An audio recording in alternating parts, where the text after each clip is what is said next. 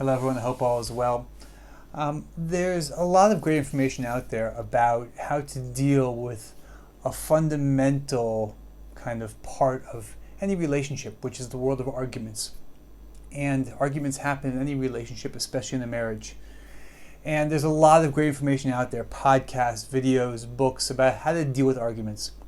But I want to share with you, from what I've seen from the couples especially I've worked with, that there's only really one piece of advice that is the most effective piece of advice I've seen as far as when it comes to the world of arguments and how to deal with them.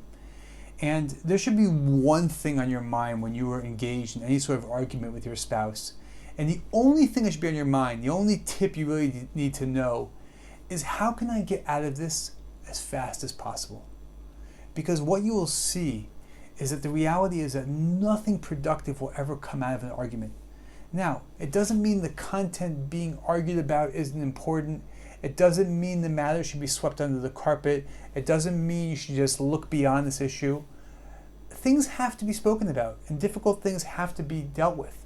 But the reality is, once a couple engages in any sort of argument, you're going to see exactly at that point, no real progress is going to be made in a healthy, productive way that will make this issue actually become more worked out in your relationship via an argument.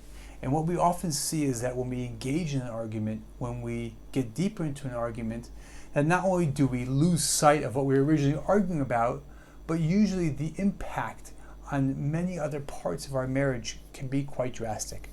So just to share with you, as far as what I've seen, just the golden rule in any sort of argument is always be thinking about one thing and one thing only, which is how can I get out of this argument as fast as possible.